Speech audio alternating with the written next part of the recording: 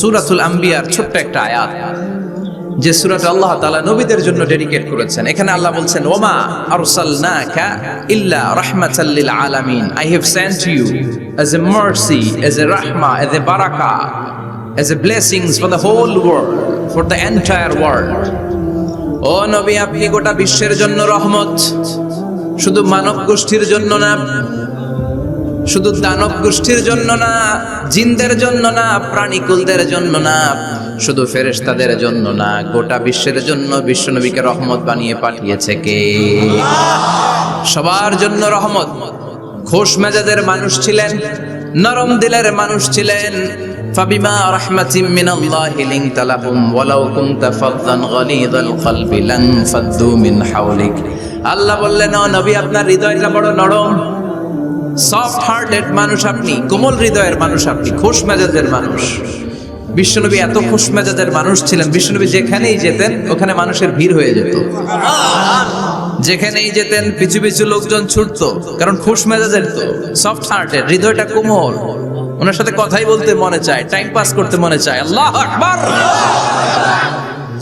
বাচ্চাদের জন্য রহমত। ছোট বাচ্চারা বিশ্বনবীর সামনে যদি কখনো চলে আসতো, বিশ্বনবী ওনার কোমল হাতটা বাচ্চাদের মাথার মধ্যে হাত বুলিয়ে দিতে। এমন কোন বাচ্চা বিশ্বনবীর সামনে দিয়ে ক্রস করতে পারতো না যে বাচ্চার মাথায় বিশ্বনবী হাত বুলাতেন না। নাতিদেরকে অনেক আদর করতেন। হাসান আর হুসাইন রাইহানাতাইন, বিশ্বনবীর সুগন্ধি। হাসান বিশ্বনবীর কোলে উঠলে সাইয়েদনা হুসাইন কোলে ওঠার জন্য কান্না করতেন, আবার হুসাইন কোলে উঠলে হাসান কান্না করতেন। আবার সাইয়েদনা হাসান বিশ্বনবীকে ঘোড়া বানিয়ে বিশ্বনবীর পিঠের উপরে বসে বিশ্বনবীর চুল ধরে টেনে টেনে খেলা করতে। বিশ্বনবী ঘোড়া, আর ঘোড়ার বাদশা হচ্ছে হাসান। সুবহানাল্লাহ পড়বেন না? কি খুনসুটি, কি সম্পর্ক! স্ত্রীদের সাথে ভালো আচরণ, কম্প্যানিয়ন্স যারা আছে সাথীদের সাথে ভালো আচরণ, সবার সাথে ভালো আচরণ, সবার জন্য রহমত। এজন্য আল্লাহ বললেন, ওয়ামা আরসালনাকা ইল্লা রাহমাতাল লিল আলামিন, I have sent you as a mercy for the entire universe. ও নবী, আপনি সবার জন্য রহমত, আপনি সবার জন্য কল্যাণ। আপনার মধ্যে রহমতের বাড়িধারা এত বেশি, আপনি হ্যাঁ বললে শরীয়তের হুকুম হালাল হয়ে যায়, আপনি না বললে শরীয়তের হুকুম হারাম হয়ে যায়। আবার আপনি আঙ্গুল তুললে চাঁদ দুই ভাগ হয়ে যায়, জমিন থেকে পা তুললে আপনি আকাশে মেরাজে চলে যান। কি স্ট্যাটাস! কুড ইউ ইমাজিন কি স্ট্যাটাস আল্লাহ ওনাকে দিয়েছে? উনি হ্যাঁ বললে এটা হালাল, কারণ কোনটা হালাল কোনটা হারাম এটা ওনার কাছ থেকে জেনেছে। উনি যদি বলে ইয়েস, করতে পারবেন আপনারা, হালাল, কোটি কোটি মানুষের জন্য পারমিসিবল, লিগ্যাল। উনি যদি বলেন নো, আমাদের সবার জন্য এটা হারাম, কোটি কোটি মানুষ আর করতে পারবো না। ফুল তুলেছেন, চাঁদ দুই ভাগ হয়েছে, পা তুলেছেন, মেরাজে চলে গিয়েছে। আল্লাহু আকবার। তার মানে এমন নবী যে নবীর হা এবং না এগুলো শরীয়তের দলিল, ঠিক কি না? এ নবী এমন নবী, এ নবীরে বাদ দিলে কোরআন বোঝা যায় না, এ নবীরে বাদ দিলে হাদিস বোঝা যায় না, এ নবীরে বাদ দিলে নামাজ বোঝা যায় না, ঠিক কি না? কারণ কেমন করে নামাজ পড়তে হবে এই নবী আমাদেরকে হাতে কলমে শিখিয়েছে। সল্লু কামা রাআইতুমুনি উসাল্লি, আমি যেমনি সালাত পড়ি তেমনি পড়ো। বিশ্বনবী যেমন শিখিয়েছেন তার বাইরে অন্য কোন নিয়মে সালাত পড়লে হবে নাকি? কথা বলেন। ফজরের সালাত 2 রাকাত, আপনি যদি পড়েন 3 রাকাত, কবুল হবে নাকি? 4 রাকাত পড়লে 6 রাকাত, 12 রাকাত এরকম করলে মায়ের আসনা নাই, কবুল হবে না। অনেক বেশি পড়েছেন, সময়ও দিয়েছেন বেশি, কবুল হবে না। কেননা বিশ্বনবী যেভাবে শিখিয়েছে ওইভাবে পড়েন নাই তো, ঠিক কি না? আবার বিশ্বনবী যেমন রোজা রেখেছেন তেমন রাখতে হবে। কেমন করে রোজা রাখতে হয় বিশ্বনবী শেখালেন। ফজর থেকে শুরু করে সন্ধ্যা পর্যন্ত রোজা রাখবেন। আপনি সকাল থেকে শুরু করে আসর পর্যন্ত রেখে আসরের পরে ইফতারি করলে হবে নাকি? কথা বলেন। কারণ বিশ্বনবীর পদ্ধতিতে হয় নাই। আবার এই নবীকে বাদ দিলে হজ বোঝা যায় না, কেননা এই নবী কেমন করে হজ করতে হয় আমাদেরকে শিখিয়েছেন। বিশ্বনবী ওনার পুরো জীবনে 4টা উমরা করেছেন, একটা মাত্র হজ করেছেন। আর বলেছেন খুযু আন্নী মানাসিকাকুম, কেমন করে হজ করতে হয় আমার কাছ থেকে তোমরা শিখে নাও। হজের সিস্টেম কি আমার থেকে শিখে নাও। মাত্র একবার হজ করেছেন, তাতেই হজের সব আহকামগুলো আমাদের কাছে ক্রিস্টাল ক্লিয়ার, স্বচ্ছ কাচের মতো, স্ফটিক কাচের মতো, স্বচ্ছ পানির মতো, এত সুন্দর তিনি বর্ণনা দিয়েছেন। এই বর্ণনার উপর ভিত্তি করে লক্ষ লক্ষ মানুষ গোটা বিশ্ব থেকে কাবার প্রান্তরে জমা হয়, ঠিক কিনা? মাসাবাতান লিন্নাসি ওয়া আমনা, গোটা বিশ্বের মানুষের মিলন কেন্দ্র। আপনি যখন মসজিদুল হারামে যাবেন, মসজিদে নববীতে যাবেন, দেখবেন আজান হয়ে গেলে লক্ষ লক্ষ মানুষ কাবার দিকে ছুটে, ঠিক কিনা?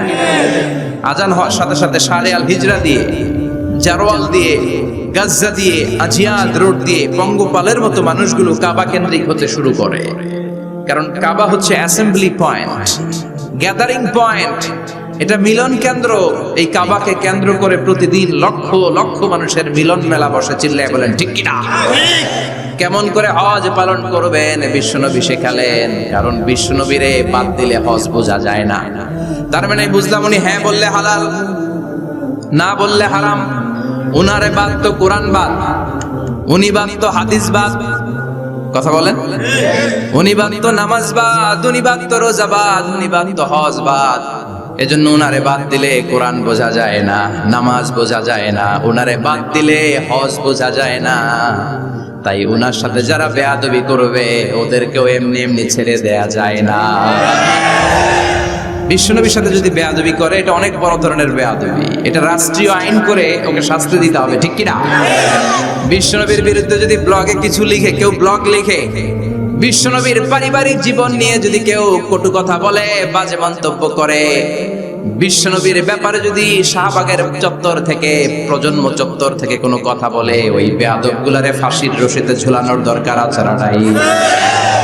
Very sensitive issue. বিশ্বনবীর সম্মান গোটা উম্মার সম্মান। কারণ বিশ্বনবী বাদ তো পুরো ইসলাম বাদ। এজন্য আমার নবীর বিরুদ্ধে কথা বললে ওর সাথে আমাদের কোনো কথা নাই। চিল্লায় বলেন ঠিক কিনা? এই সেনসিটিভ ইস্যুতে আমরা সবাই এক। এখানে জামাত ইসলাম নাই, হেফাজতে ইসলাম নাই, তাবলীগ নাই, আলিয়া নাই, কওমি নাই। বিশ্বনবীর সাথে বেয়াদবি করলে ওগুলোকে রাষ্ট্রীয়ভাবে ফাঁসি দেওয়ার দরকার, শাস্তি দেওয়ার দরকার আছে না নাই? সবাই একমত? এই বেয়াদবগুলোর সাথে আমাদের কোনো সম্পর্ক নাই। চিল্লায় বলেন ঠিক কিনা? এই বেয়াদবগুলো যদি নবীর ব্যাপারে আর কিছু বলে সবাই মাঠে নামতে রাজি আছেন তো? এদের বিরুদ্ধে মুষ্টিবদ্ধ হাত নিয়ে ময়দানে থাকতে রাজি আছো তো মুসলমান? যারা কারা রাজি হাত তুলে আল্লাহর দেখা। আল্লাহু আকবার।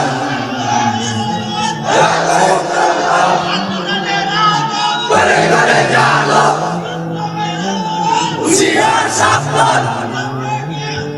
আল্লাহু আকবার।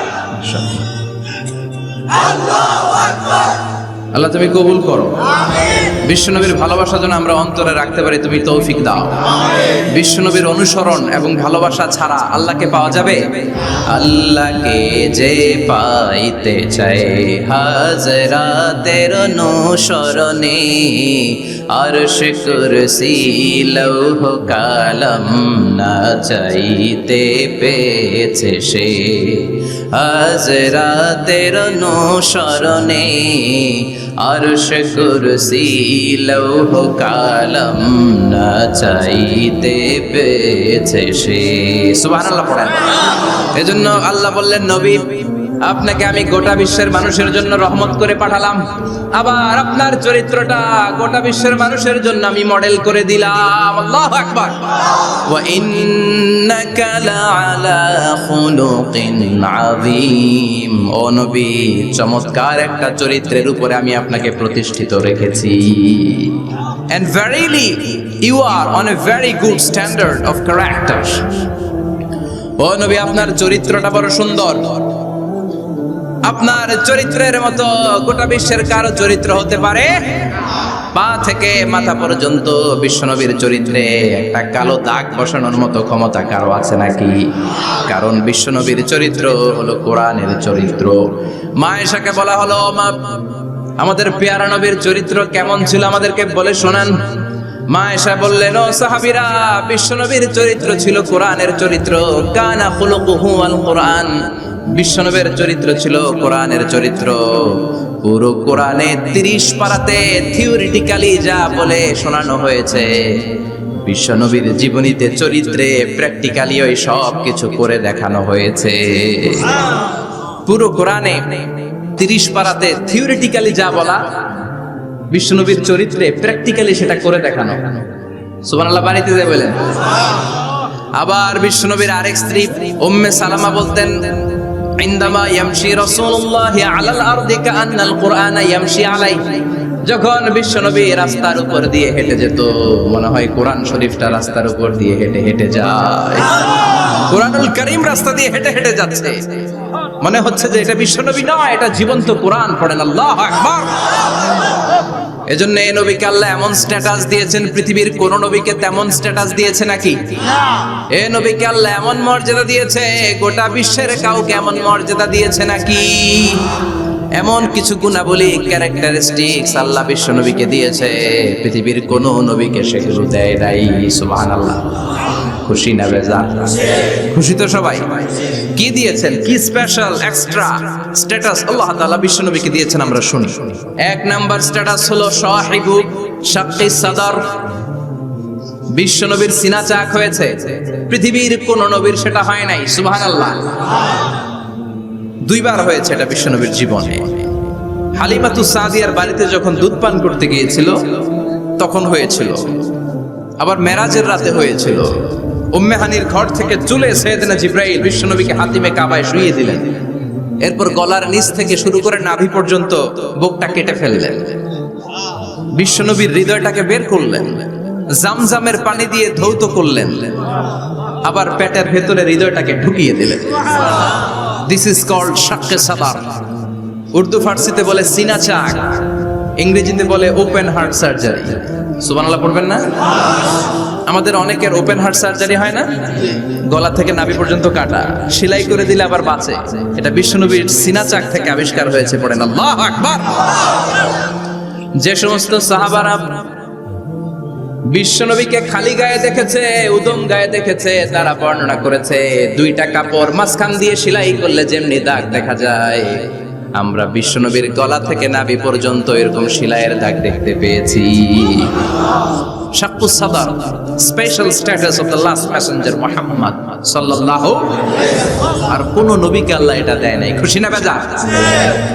আবার উনি হলেন সাহিবুল মিরাজ। ওনার মেরাজ হয়েছে, আর কোন নবীর হয়েছে নাকি? কথা বলেন। বিশ্বনবীর হৃদয়টা বড় ভাঙা, কলিজার টুকরা স্ত্রী খাদিজা নাই, যাকে সবচেয়ে ভালোবাসতেন, সবচেয়ে প্যার করতেন, যাকে মাহাব্বাত করতেন। এবং সাইয়েদাতুনা খাদিজার জন্য বিশ্বনবী মা আয়েশাকে ধমকও দিয়েছেন। সাইয়েদাতুনা খাদিজার কথা যখন বিশ্বনবী বলে বেড়ায় মা আয়েশার কাছে, খাদিজার কথা বললে মা আয়েশা বলতেন, ও নবী, কোন জাহিলি যুগে এক বুড়ি মহিলার সাথে আপনার বিয়ে হয়েছিল, মরে গিয়েছে, কবরে শুয়ে আছে। ওই মহিলার পরে কত সুন্দরী সুন্দরী নারীরা আমরা আপনার ঘরে আসলাম, তারপরে ওই বুড়ির কথা আমাদেরকে বলেন কেন? ওই বুড়ির কথা শোনান কেন? বিশ্বনবী রেগে গেলেন। সাইয়েদাতুনা খাদিজাকে বুড়ি বলার কারণে বিশ্বনবী মা আয়েশার চোয়ালটা এইভাবে চেপে ধরেছে। কোনদিন স্ত্রীর গায়ে হাত তোলেননি, শুধু এই একবার খাদিজাকে বুড়ি বলার কারণে মা আয়েশার থুতনি চেপে ধরেছিলেন। আল্লাহু আকবার। আবার বিশ্বনবী বলতেন, রুজিকতু হুব্বাহা, খাদিজার ভালোবাসা আল্লাহ আমার হৃদয়ে ঢুকিয়ে দিয়েছে। আবার বিশ্বনবী দোয়া করলে বলতেন, ও আল্লাহ, ওই কিয়ামতের ময়দানে যেদিন বন্ধু বন্ধুরে চিনবে না, বাবা ছেলেরে চিনবে না, মা তার মেয়েরে চিনবে না, পীর সাহেব মুরিদরে চিনবে না, মুরিদ পীর সাহেবরে চিনবে না, ওই কঠিন দিনে যেন আমি আমার কলিজার টুকরা খাদিজারে ভুলে না যাই। ওই কঠিন দিনে আমি যেন আমার খাদিজারে চিনতে পারি। সুবহানাল্লাহ। তার মানে ভালোবাসা বেশি না কম? সাইয়েদাতুনা খাদিজা ইন্তেকাল করলেন, জাবালে হাজুনের পাশে ওনার কবর। যারা হজ উমরা করতে গিয়েছেন দেখেছেন না, মক্কা একটা কবর আছে, এটা মাকবারাতুল মাআলা। মাআলা, কিন্তু এটারে বাংলাদেশিরা বলে জান্নাতুল মুআল্লা। কি বলে? এটাতে জান্নাতুল মুআল্লা বলবেন না, কারণ এই কবরস্থানে অনেক কাফির মুশরিকেরও কবর আছে, তো ওদের কবরস্থান কি জান্নাত হতে পারে? এটাকে মাকবারা বলবেন। মাকবারা মা'লা বা মুআল্লা, আর মদিনায় হচ্ছে মাকবারাতুল বাকিয়া। মুআল্লা কবরস্থান মক্কায়, আর বাকি কবরস্থান মদিনায়। এর পাশে বিশাল এক পাহাড়, হেরেম শরীফ থেকে দেখা যায় জাবালে হাজুন, এর পাদদেশে বিশ্বনবী নিজ হাতে সাইয়্যিদাতুনা খাদিজাকে কবর দিয়েছেন। কবর দিয়ে সবাই চলে যায়, বিশ্বনবী যায় না।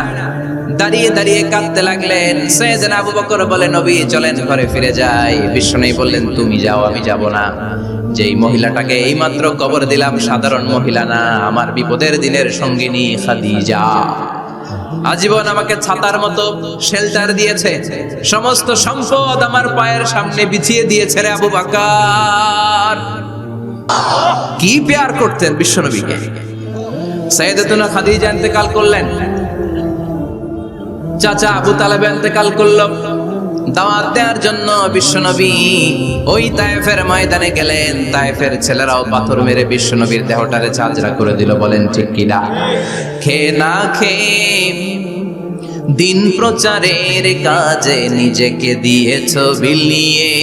তায়েফের কাফিরেরা চিনল না সে আলো, দুষ্ট ছেলেদের পিছু দিল লেলিয়ে।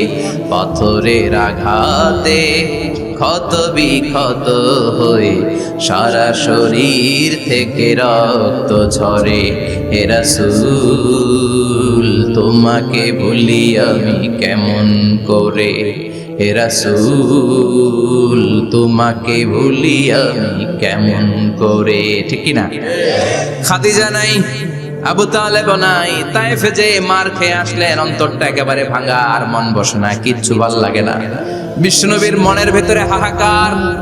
বিশ্বনবীর মনে হলো ডানে বায়ে দুনিয়ায় আমার মনে হয় কেউ নাই। বিশ্বনবী দুনিয়ায় বসে কষ্ট পায়, আরশের উপর থেকে এগুলো দেখে কে? আল্লাহ প্ল্যান করছেন কেমন করে আমার বন্ধুর মনটারে ভালো করা যায়। বিশ্বনবীকে স্পেশাল সারপ্রাইজ দেওয়ার জন্য আল্লাহ প্ল্যান করলেন। জিব্রাইল ডেকে বললেন, ও জিব্রাইল, আমার পেয়ারা নবীকে স্পেশাল সারপ্রাইজ দিব, কিন্তু এই সারপ্রাইজের গিফটটা তোমার হাত দিয়ে আমি দিতে চাই না, তুমি দিয়ে আসলে হবে না। আমার পেয়ারা নবীকে দুনিয়া থেকে টান দিয়ে আমার আরশের উপরে নিয়ে আসো। সাহিবুল মি'রাজ, যেই নবীর মেরাজ হয়েছে আর কোন নবীর হয় নাই। এই মেরাজ করতে যে কত কাণ্ড, কত প্ল্যান প্রোগ্রাম। আল্লাহ টাইমের স্পিডকে আল্লাহ থামিয়ে দিলেন। মক্কা থেকে উঠিয়ে বিশ্বনবীকে এক মরুভূমিতে রাখা হলো রাতে। বললেন দোয়া করেন। দোয়া করে বিশ্বনবী বললেন, ভাই জিবরাইল, এটা কোন জায়গা, কোথায় দোয়া করব? সাইয়েদনা জিবরাইল বলেন, নবী কিছুদিন পরে এই জায়গায় আপনি হিজরত করে আসবেন, এই জায়গার নাম ইয়াসরিব, মদিনা। দোয়া করলেন। আবার সেখান থেকে তুলে এক পাহাড়ে রাখা হলো। নবী দোয়া করেন। দোয়া করে নবী বললেন, এটা কোন পাহাড়? অন্ধকার, আমি তো কিছু চিনি না। সাইয়েদনা জিবরাইল বললেন, নবী এটা সাধারণ পাহাড় নয়, এই পাহাড়ের কথা আল্লাহ কোরআনে বলেছেন, এই পাহাড়ের কসম আল্লাহ কোরআনে খেয়েছেন। এই পাহাড়টা হলো আপনার ভাই মুসার পাহাড়, তুর পাহাড়। তুর পাহাড়ে তিনি দোয়া করলেন। কত কিছু করে বিশ্বনবীকে আল্লাহর আরশে নিয়ে যাওয়া হলো। সাহিবুল মি'রাজ। বিশ্বনবী ছাড়া আর কোন নবীর কি এরকম মেরাজ হয়েছে? সবাই বলেন হয়েছে। এরপর উনি হলেন সাহিবুশ শাফা, শাফাতের মালিক। বিশ্বনবী ছাড়া কিয়ামতের ময়দানে কেউ আমাদের জন্য সুপারিশ করতে পারবে? পাগল হয়ে যাব আমরা। সূর্যটা মাথার কাছে, ক্ষুধায় তৃষ্ণায় জিহ্বাটা কুকুরের মতো বের হয়ে ঝুলতে থাকবে। মাথার মগজগুলো গলে গলে নাকের ছিদ্র দিয়ে, কানের ছিদ্র দিয়ে বেয়ে বেয়ে পড়তে থাকবে। বাবা ছেলের দেখলে দিবে দৌড়, বলবে চিনি না, ইয়া নাফসি, আল্লাহ আমারে বাঁচাও। ঠিক কিনা? পীর সাহেব মুরিদ রে বলবে চিনি না, মুরিদ পীর সাহেব রে বলবে চিনি না, ভাই ভাইরে চিনবে না। সব নবী আর সব উম্মতের একটাই জিকির, ইয়া নাফসি, ইয়া নাফসি। নবীও জিকির করে ইয়া নাফসি, উম্মতও জিকির করে। সবাই সাইয়েদনা আদম রে ধরবে, সাইয়েদনা আদম বলবে আমি পারবো না। নূহের কাছে যাও, সাইয়েদনা নূহ বলবে পারবো না। ইব্রাহিমের কাছে যাও, সাইয়েদনা ইব্রাহিম বলবে পারবো না। মুসা আলাইহিস সালামের কাছে যাও, মুসা আলাইহিস সালাম বলবেন পারবো না। ঈসা আলাইহিস সালামের কাছে যাও, সাইয়েদনা ঈসা আলাইহিস সালাম বলে এত জায়গায় ঘুরে লাভ নাই, জায়গা মতো যাও মিয়া, জায়গা মতো যাও। মাকামে মাহমুদে বিশ্বনবীকে সেজদায় পড়ে থাকতে দেখবা।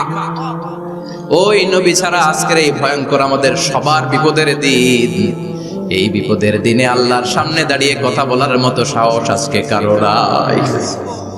বিশ্বনবী কাঁদতে থাকবেন, সিজদায় পড়ে কাঁদবেন, সবার জিকির ইয়া নাফসি ইয়া নাফসি, বিশ্বনবীর জিকির ইয়া উম্মতি। কাঁদতে কাঁদতে নবী আমার বেহুশ, সবাই বিশ্বনবীর চারদিকে দাঁড়িয়ে থাকবে গোল হয়ে, আমার নবী মাকামে মাহমুদে সিজদায় পড়ে থাকবে। বিশ্বনবীর কান্না দেখে আল্লাহর সহ্য হবে না। আল্লাহ বলবেন, ও নবী ইরফা রাসাক, মাথা ওঠান, আর সইতে পারি না, সাল তু'তা, এবার চান, কি লাগবে আপনার সব দেব। ওয়াশফা তুশাফা, যার জন্য সুপারিশ করবেন তাকেই জান্নাত দিয়ে দেব। বিশ্বনবী বলেন, লিকুল্লি নাবিয়িন দাওয়া মুস্তাজাবা, সব নবীর দুনিয়াতে একটা স্পেশাল দোয়া ছিল, এটাকে বলে দাওয়া মুস্তাজাবা। এই দোয়াটা করলেই কবুল করে নিয়েছে কে? সব নবীর ওই দোয়াটা দুনিয়াতেই করেছেন, শুধুমাত্র কেবলমাত্র বিশ্বনবী তার স্পেশাল দোয়াটা আজ পর্যন্ত এখন পর্যন্ত করে নাই। বিশ্বনবী বলেন, ওয়া ইন্নী আখতাবিউ দাওয়াতি শাফাআতান লি উম্মতি ইয়াউমাল কিয়ামাহ, আমি আমার দোয়াটা, আমি আমার স্পেশাল সাপ্লিকেশনটা কিয়ামতের দিন কঠিন মুসিবতের কালে তোমরা যখন বিপদে পড়ে যাবা, আমার স্পেশাল দোয়াটা ওই দিন করে আমি তোমাদের সুপারিশ করে জান্নাতে পাঠায়া দেব। সাহিবুশ শাফাআ, বিশ্বনবী ছাড়া কথা বলার মতো ক্ষমতা, স্পর্ধা, সাহস সেদিন কারো থাকবে না। চিৎকার করে বলেন ঠিক কিনা? আবার উনি সাহিবুল কাউসার, উনি কাউসারের মালিক, আল্লাহ ওনাকে কাউসার দিবেন। অন্য নবীদেরও দিয়েছে না? কথা বলেন, কাউসার দিয়েছে। কি মজার পানি, আহলা মিনাল আসাল, মধুর চাইতেও মিষ্টি, সুইটার দেন হানি, মধুর চাইতেও মিষ্টি, আবরাদু মিনাস সালজ, বরফের চাইতেও ঠান্ডা, আবিয়াদু মিনাল লাবান, দুধের চাইতেও সাদা। এক ঢোক যে পান করবে আজীবনের জন্য তৃষ্ণা চলে যাবে। সাহিবুল কাউসার, তৃষ্ণার চোটে আমরা পাগল পারা হয়ে বিশ্বনবীর কাউসারের দরবারে যাব। বিশ্বনবী পেয়ালার মধ্যে করে করে আমাদেরকে কাউসার পিলাবেন। এই কাউসারের ক্ষমতাও রব্বুল আলামিন পৃথিবীর কোন নবীকে দেন নাই। সব নবীরাও বিশ্বনবীর কাছে চেয়েছে কাউসার সেদিন খাবে। সুবহানাল্লাহ পড়বেন না? সাহিবুল কাউসার, সাহিবুল মি'রাজ, সাহিবুশ শাফাআহ, সাহিবুল মাকাম আল মাহমুদ।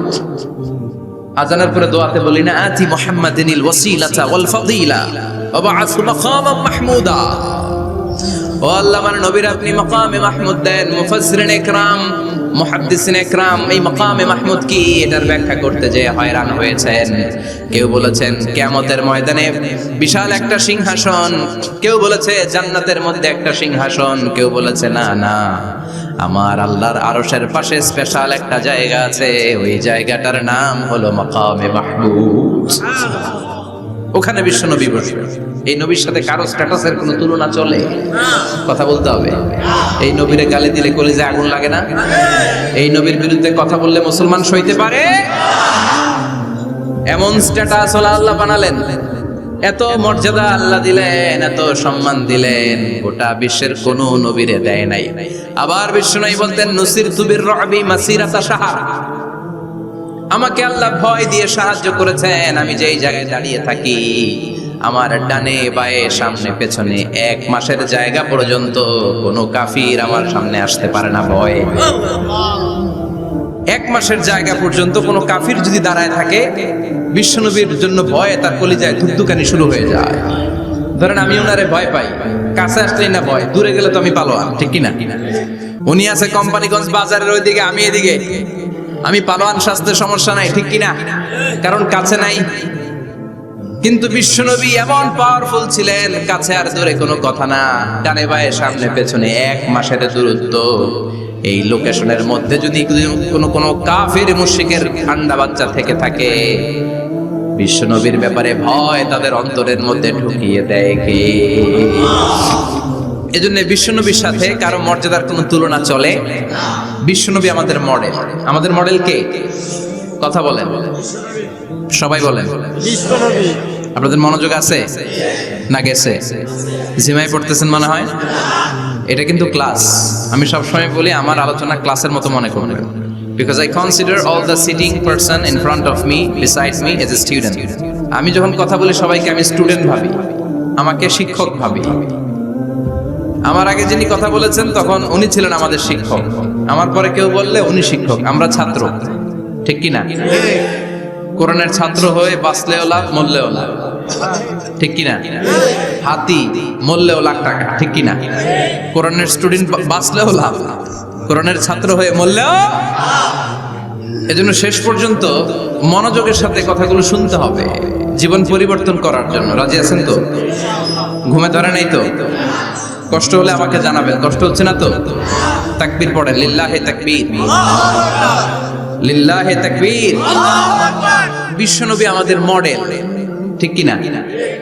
সবাই একমত, দ্বিমত নাই কেউ? অন্য কেউ আমাদের মডেল নাই? শাহরুখ খান, আমির খান, সালমান খান, কেউ আমাদের মডেল না। আমাদের মডেল হচ্ছে বিশ্বনবী, ঠিক কি না? এজন্য আসুন বিশ্বনবীর জীবনী থেকে কিছু মেসেজ আমরা নেই, কিছু শিক্ষা আমরা নেই, যাতে করে জীবনটাকে এনলাইটেন করা যায়, আলোকিত করা যায়। আমরা এই মাহফিলগুলোতে এসেছি আলোকিত হতে, নাকি? আলোকিত মানুষ হয়ে ফিরে যাব। এসে কিছু স্লোগান দিব, হুজুরের চেহারা দেখবো, হুজুরের সাথে মুসাফা করার জন্য, নো নো ওয়ে, এগুলোর জন্য মাহফিল নয়। Consider this programme as a class, as a seminar. স্পিকাররা আসবে, কোরআন সুন্নাহর আলোকে কথা বলবে, এগুলো আমরা শুনবো, নোট ডাউন করব, মানার চেষ্টা করব, ঠিক কি না? মানতে রাজি আছেন তো? সবাই রাজি? সবাই? আল্লাহ তুমি কবুল কর, আমিন। আজকে বিশ্বনবীর জীবনী থেকে 3টা কথা শুনবো। এই 3টা কথা শুনে মানার চেষ্টা করব, তারপর আমরা একসাথে বিদায় নিব। পড়েন ইনশাআল্লাহ। প্রথমে জানবো আমার নবী দেখতে কেমন ছিলেন। জানতে মনে চায় না? চাঁদের চেয়ে সুন্দর ছিলেন, ঠিক কি না? চাঁদের চেয়ে সুন্দর তুমি নবী আমার কামলিওয়ালা, চাঁদের চেয়ে সুন্দর তুমি নবী আমার কামলিওয়ালা, দু জাহানের বাদশা তুমি প্যারা নবী সাল্লে আলা, দু জাহানের বাদশা তুমি প্যারা নবী সাল্লে আলা, চাঁদের চেয়ে সুন্দর তুমি নবী আমার কামলিওয়ালা, ঠিক কি না? আমরা হাদিসের আলোকে দেখার চেষ্টা করবো আসলে তিনি কতটা সুন্দর ছিলেন। তাহলে প্রথমে শুনবো উনি দেখতে কেমন ছিলেন, তারপর শুনবো ওনার আচরণ কেমন ছিল। দেখতে কেমন ছিলেন মানে বাহিরটা কেমন, আর আচরণ মানে ভিতরটা কেমন, ঠিক কি না? 3 নম্বরে আমরা শুনবো ওনার মেধা, বুদ্ধি, ইন্টেলেকচুয়াল ক্যাপাসিটি কেমন ছিল। কষ্ট হয়ে যাচ্ছে না তো? আলোচনা কঠিন মনে হচ্ছে? তাহলে প্রথমে শুনবো ফিজিক্যাল ক্যারেক্টারিস্টিক্স, তারপরে শুনবো বিহেভিয়ারিয়াল ক্যারেক্টারিস্টিক্স, এন্ড ফাইনালি আমরা শুনবো ইন্টেলেকচুয়াল ক্যারেক্টারিস্টিক্স। প্রথমে শুনবো দেখতে কেমন, তারপরে শুনবো আচরণ কেমন, এরপরে শুনবো বুদ্ধি কেমন। পড়েন ইনশাআল্লাহ। শুনতে রাজি আছেন তো? প্রথম পয়েন্টে আমরা শুনবো আমার নবী দেখতে কেমন ছিলেন। বিশ্বনবী ঈসা ইসলাম দেখতে অনেক সুঠাম একজন মানুষ ছিলেন, শক্তিশালী একজন পুরুষ ছিলেন, অসাধারণ একজন পার্সোনালিটি ছিলেন, ঠিক কি না? উনি এত শক্তিশালী ছিলেন, বিশ্বনবী বলতেন আমার ডান হাতের ভেতরে আল্লাহ জান্নাতের 40 জনের শক্তি ঢুকিয়ে দিয়েছে। উনি মক্কার সবচেয়ে বড় কুস্তিগির রুকানাকে ধরে মাটিতে 3 বার আছাড় মেরেছেন। শক্তি বেশি না কম? সুবহানাল্লাহ পড়বেন না? যৌবনকে ধরে রাখতে হবে, ঠিক কি না? কারণ যুবকরা যদি ভালো পথে চলে ভালো থাকবে বাংলাদেশ, যুবক যদি পথ হারায় হায় হায় করবে বাংলাদেশ, ঠিক কি না?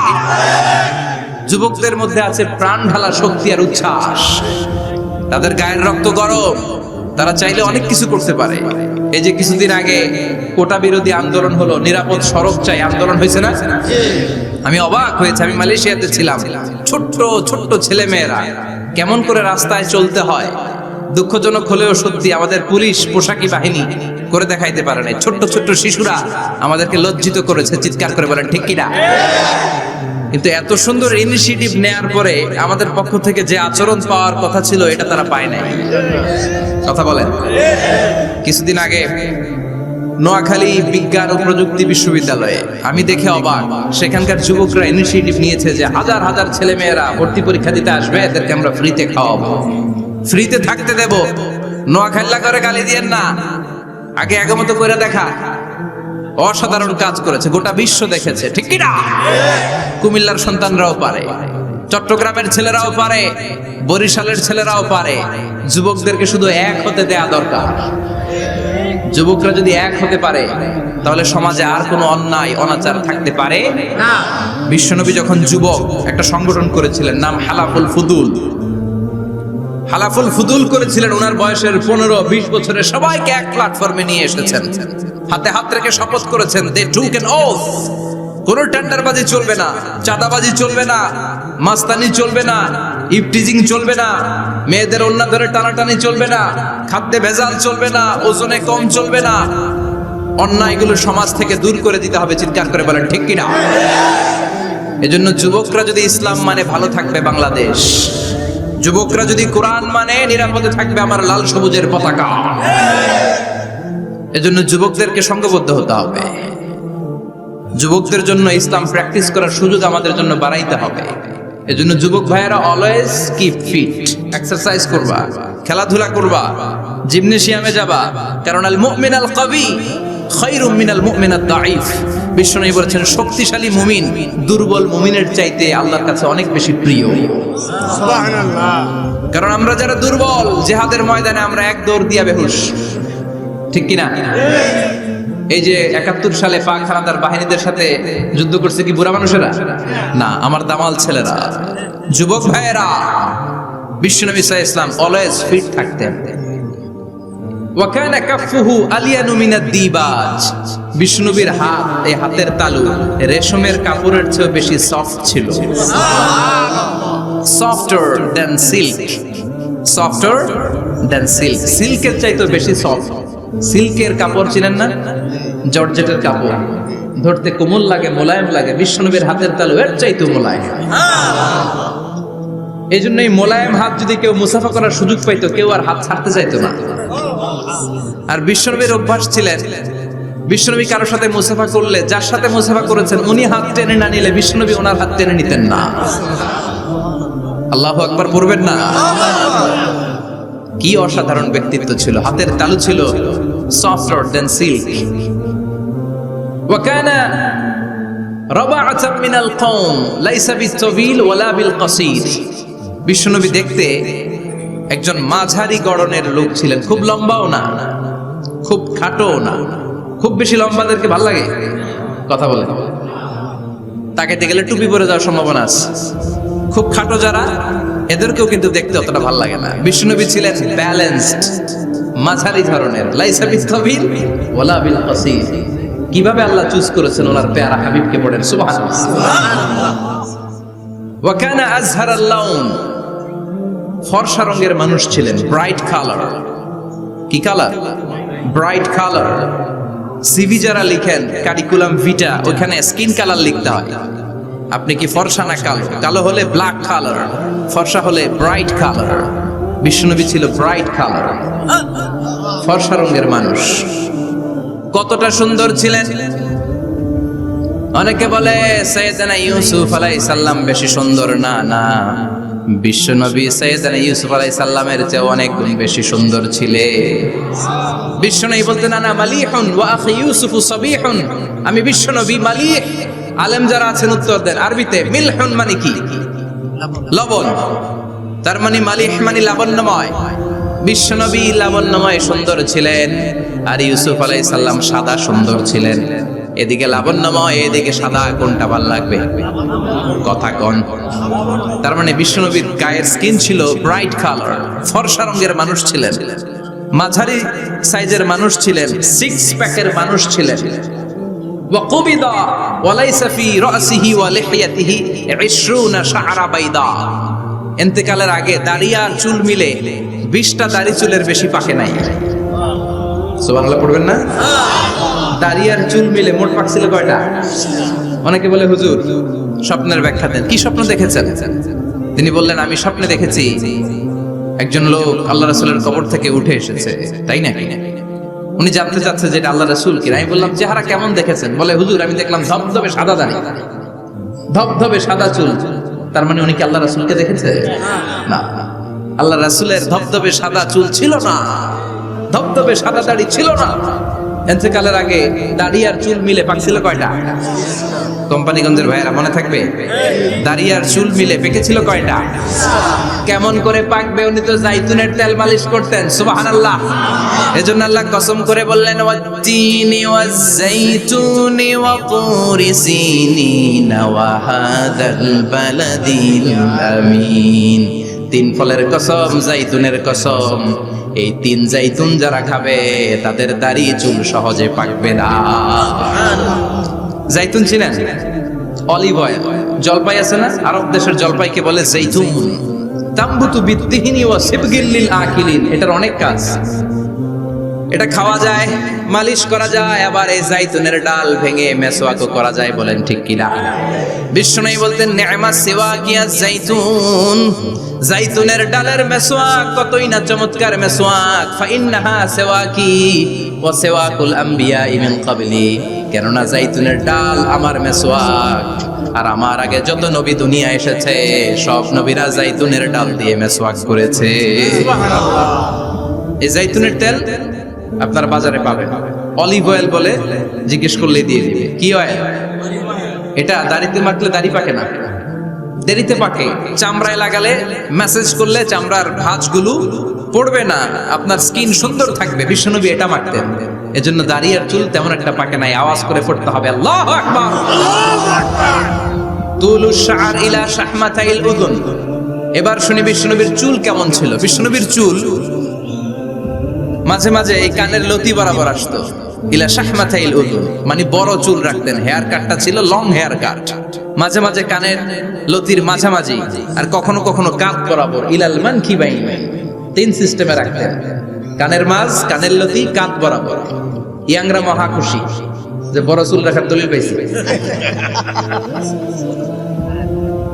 সুন্নতের নিয়তে রাখতে হবে, একটা ভদ্র কাটিং হইতে হবে। আর ইউনিভার্সিটি আর স্কুলের স্টুডেন্ট হলে ইউনিভার্সিটির ড্রেস কোড, হেয়ার কাট মেনে চলতে হবে, ঠিক কি না? আর সুন্নাতের নিয়তে যদি রাখতে চাও একটা ভদ্রতা থাকতে হবে, একটা সৌন্দর্য থাকতে হবে। ইদানিং অনেক ছেলেরা খুব অদ্ভুত কাটিং দেয়। এই হেয়ার কাট গুলো নিষিদ্ধ। একটা হেয়ার কাট আছে কাযাহ, নাহা রাসূলুল্লাহি আনিল কাযাহ। বিশ্বনবী কাযাহ কাটিং দিতে নিষেধ করেছেন। কাযাহ মানে চুলের কিছু অংশ ট্রিম করে চামড়ার সাথে লাগানো, কিছু অংশ বড় বড়, এরকম আছে না নাই? এটারে আমি বলি ঘোড়া কাটিং। কি কাটিং? ঘোড়া কাটিং। ঘোড়ার মাথায় এরকম লম্বা চুল আছে না নাই? কেউ যদি এখানে থেকে থাকো মাইন্ড করো না, নেক্সট ডে আর এই হেয়ার কাট নিবা না, ঠিক কি না? রাজি আছি তো? আমার যুবকরা পছন্দ করে বেশি, আমিও পছন্দ করি ওদেরকে খুব বেশি। ওরা আমার কথা বুঝে বেশি, আমিও ওদের হৃদয়ের কথা বুঝি বেশি। এজন্য এগুলো ভালোবেসে বলি। যদি কেউ নিয়ে থাকো এই নিষিদ্ধ হেয়ার কাট, সামনে আর নিবা না।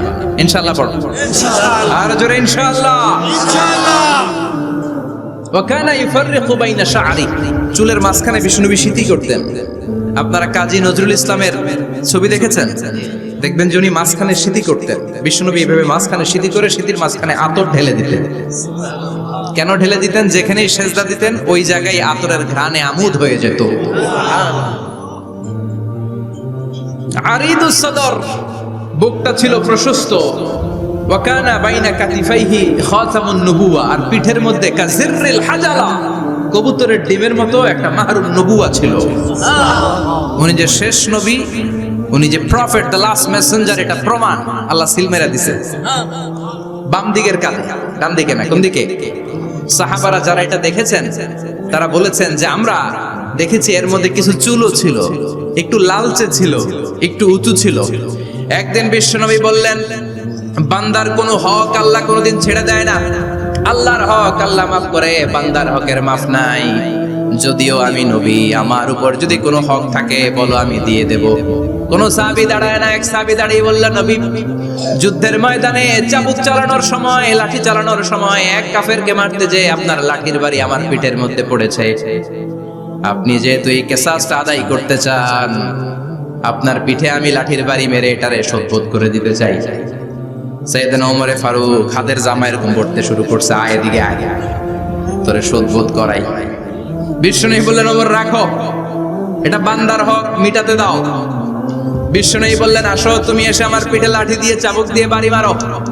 সাহাবী বলে, ও নবী, তখন দুর্ভিক্ষের সময়ের যুদ্ধ ছিল, আমাদের গায়ে জামা ছিল না। যখন আপনি আমার চাবুকটা পিঠের মধ্যে মেরেছেন, আমার পিঠে তখন জামা ছিল না।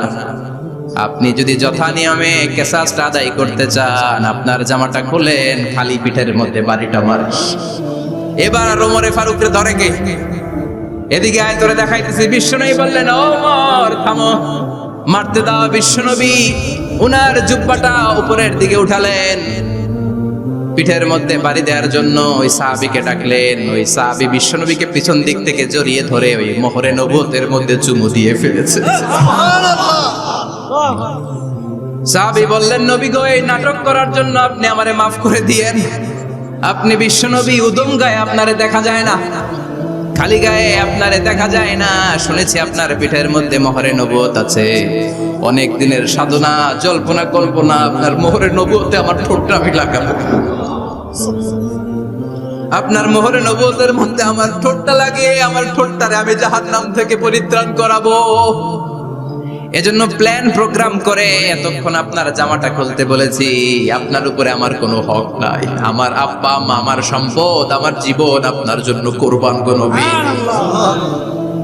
বিশ্বনবীর পিঠে বাম দিকে খাতামুন নবুওয়া ছিল, মাহরে নবুওয়া। কোন বর্ণনা এসেছে উনি এই মাহরে নবুওয়া দিয়ে পিছন দিকে দেখতেন।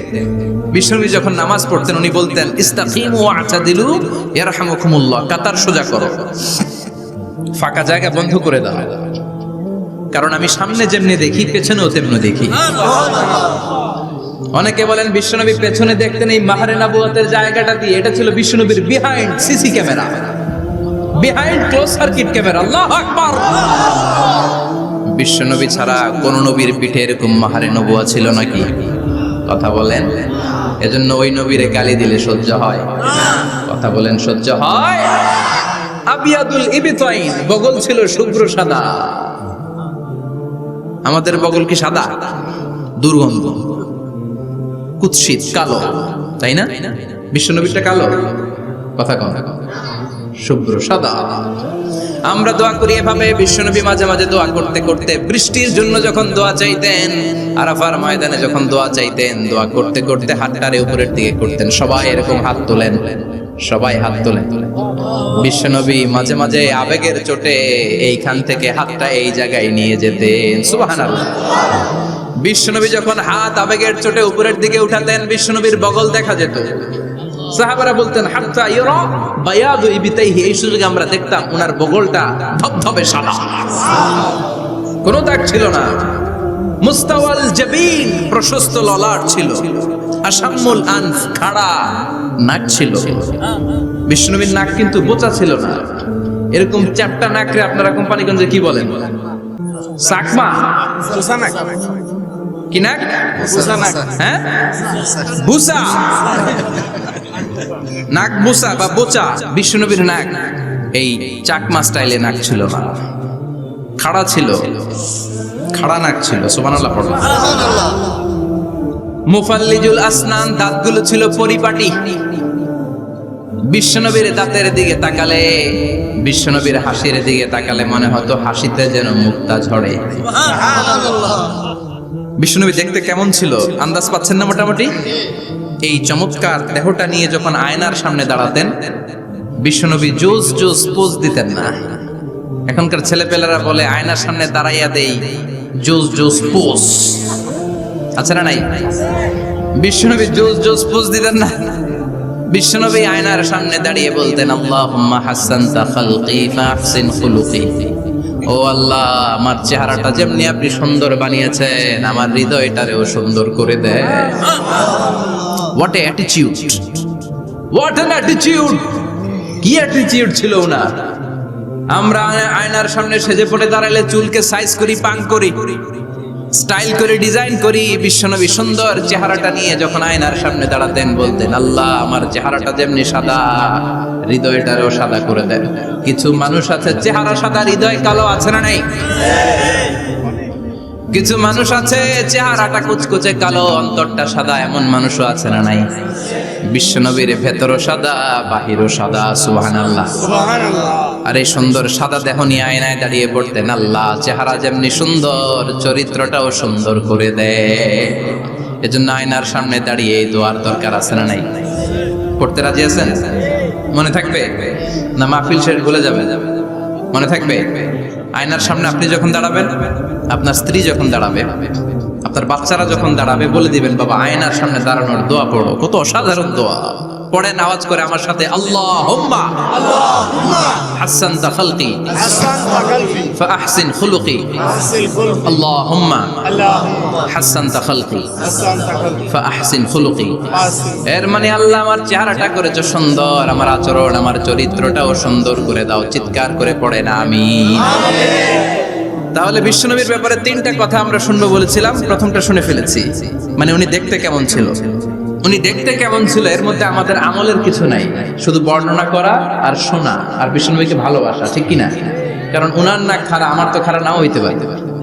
উনি সুন্দর, আমি তো শ্যামলা হইতে পারি, কারণ এটা আল্লাহর দেয়া পরীক্ষা, ঠিক কিনা? দ্বিতীয় পয়েন্ট থেকে আমাদের আমল শুরু। দ্বিতীয় পয়েন্ট ছিল বিশ্বনবীর আচরণগত বৈশিষ্ট্য। আমার নবীর বিহেভিয়ার কেমন ছিল, কন্ডাক্ট সিস্টেম কেমন ছিল, ম্যানার কেমন ছিল, মানুষের সাথে কমিউনিকেশনটা কেমন ছিল, ব্যবহারিক জীবনটা কেমন ছিল, এগুলো আমল করার দরকার আছে না নাই? কষ্ট হচ্ছে? কষ্ট হচ্ছে? মনোযোগ আছে তো? মনোযোগ আছে না গেছে? আমরা এবার শুনবো বিশ্বনবীর আচরণ কেমন ছিল। বিশ্বনবী যখন রাস্তা দিয়ে হাঁটতেন, ইয়ামশি হাওনান, বিনয়ের সাথে হাঁটতেন। ইয়ামশি হাওনান, রহমানের বান্দারাও বিনয়ের সাথে রাস্তা দিয়ে হাঁটে, ঠিক কিনা? ওয়া ইবাদুর রহমানিল্লাযীনা ইয়ামশুনা আলাল আরদি হাওনান ওয়া ইযা খাতাবাহুমুল জাহিলুনা ক্বালু সালামা। রহমানের বান্দারা যখন রাস্তা দিয়ে হাঁটে, বিনয়ের সাথে হাঁটে, তারা অহংকার প্রদর্শন করে না, মানুষের সাথে বিনয়ের সাথে রাস্তা দিয়ে হাঁটে। এজন্য রাস্তা দিয়ে যখন হাঁটবো, বিনয়ের সাথে হাঁটবো। রাজি আছেন তো? নাকি অহংকার প্রদর্শন করে হাঁটবেন? বিশেষ করে যুবকেরা, ৩-৪ জন যুবক একসাথে হলে রাস্তায় ওদের আর কারো হুঁশ জ্ঞান থাকে না, পুরো দুনিয়াটাই মনে হয় দুনিয়াটাই আমার, আছে না নাই? না, মুরব্বীকেও সম্মান করবা, মহিলাদেরকে সম্মান করবা, তোমার জায়গায় তুমি হাঁটবা, ভদ্রভাবে হাঁটবা। ভদ্রভাবে হাঁটার দরকার আছে না নাই? উনি মুরব্বী, একদিন উনিও তোমার মতো যুবক ছিল, ঠিক কিনা? এই যে আমার কালো দাড়ি, আজীবন কালো থাকবে? কথা বলেন। উনার সাদা দাড়ি, ছোটবেলায় মনে সাদা দাড়ি নিয়ে আসছিল না? হ্যাঁ, উনিও একদিন তাগড়া যুবক ছিল। উনিও কোম্পানিগঞ্জ বাজারে দাঁড়ালে লোকজন তাকিয়ে থাকতো, ঠিক কিনা? তার মানে রং ধরা যৌবন জং ধরে শেষ। যৌবন সব সময় থাকে না, সার্টেন একটা পিরিয়ডের জন্য আল্লাহ দিয়েছে। এজন্য যুবক ভাইরা, তোমাদের রক্ত গরম, তোমাদেরকে বিনয়ী হতে হবে বেশি, ঠিক কিনা? রাজি আছো তো সবাই? বিশ্বনবী বিনয়ের সাথে হাঁটতেন। ওয়াকানা ইয়াতাবাসসাম, সবসময় মুচকি হাসতেন। কি করতেন? মুচকি হাসেন তো আপনারা? হাসেন না? মুচকি হাসবেন, কারণ মুচকি হাসতে পয়সা লাগে না। লাগে? মুচকি হাসি দেন তো একটা। এই যে সবার এখন মুচকি হাসি, পয়সা লাগছে? কথা কর। তাবাসসুমুকা ফি ওয়াজহি আখিকা সাদাকা, you smile to your brother, it's a charity. তুমি তোমার ভাইয়ের দিকে তাকিয়ে যে মুচকি হাসবে, এতেও সদকা দেওয়ার সওয়াব হয়ে যাবে। সুবহানাল্লাহ। বিশ্বনবী সব সময় মুচকি হাসতেন। হাসি 3 ধরনের, তাবাসসুম, দিহক, কাহকাহা। কাহকাহা মানে অট্ট হাসি, আলিফ লাইলার দত্তরা যেমন হাসি দেয়, ওই হাসি। এটা নামাজের মধ্যে কেউ দিলে নামাজও শেষ, ওযুও শেষ। আর দেখে হালকা আওয়াজে হাসি, সামান্য দাঁত দেখা যায় মাঝে মাঝে। বিশ্বনবী মজা করে এরকম হাসি দিতেন, কিন্তু সব সময় বিশ্বনবীর ঠোঁটের মধ্যে মুচকি হাসি লেগেই থাকতো। তাহলে আমরা বিনয়ের সাথে হাঁটবো, নাম্বার 1। নাম্বার 2, সব সময় মুচকি হাসবো। রাজি আছেন? ঘরে যেই স্ত্রীকে একটা মুচকি হাসি দিবেন, আজকে রাতেই দিবেন, যেই একটা মুচকি হাসি। রাজি আছেন? হ্যাঁ, ভালোবাসা বাড়াই দিবে কে? কথা কয় না। ভালোবাসার কথা আসলে আওয়াজ কমে যায়। ভালোবাসার কথাও কোরআনে আছে না নাই? আল্লাহু আকবার। আল্লাহ দাম্পত্য জীবনের ভালোবাসা তুমি বাড়িয়ে দাও, আমিন। ইযাল তাফাতা ইলতাফাতা জামিআন, ইযাল তাফাতা ইলতাফাতা জামিআন। বিশ্বনবীর যদি ডানে বায়ে কোথাও তাকানোর দরকার হতো উনি আর চোখে তাকাতেন না। অনেকে এইভাবে বসে আছে, ডানে এমনি তাকায়, এমনি আছে না নাই, এইভাবে এমনি তাকায়, আচ্ছা না নাই, এভাবে তাকানো যাবে না। বিশ্বনবী ডানে তাকানোর দরকার হলে ইলতাফাতা জামিয়া, অ্যাবাউট টার্ন, ঘুরে যেতেন, ঘুরে এইভাবে তাকাতেন। আবার বায়ে তাকানোর দরকার হলে বুকটা নিয়ে, শরীরটা নিয়ে ঘুরে যেতেন, এইভাবে তাকাতেন। সুবহানাল্লাহ পড়বেন না? আর চোখে তাকানো কি ভালো স্বভাব? বিশ্বনবী ইদাল তাফাতা ইলতাফাতা জামিয়া, যেদিকে তাকাবেন ওদিকে ফুললি মনোনিবেশ করতেন, তারপরে তাকাতেন। সুবহানাল্লাহ পড়েন। ওয়া কানা মুস্তাহিয়ান, লাজুক ছিলেন, বেশ লাজুক। এখন সমাজে লাজুকতা নাই, লাজ শরম আমরা হারাতে বসেছি, ঠিক কিনা? বিশ্বনবী আসাদ্দু হায়াআন মিনাল আযরা ফি খিদরিহা, যেই মেয়েদের বিয়ে হয় নাই, এমন ভার্জিন নারী, কুমারী নারী যারা পর্দার ভেতরে অনেক লাজুক হয়ে বসে থাকে, বিশ্বনবী পর্দার আড়ালে ওই কুমারী নারীদের চাইতেও বেশি লাজুক ছিলেন। এত লাজুক ছিলেন, এত লাজুক ছিলেন, লজ্জা পেলে চেহারাটা বিশ্বনবী লাল হয়ে যেত।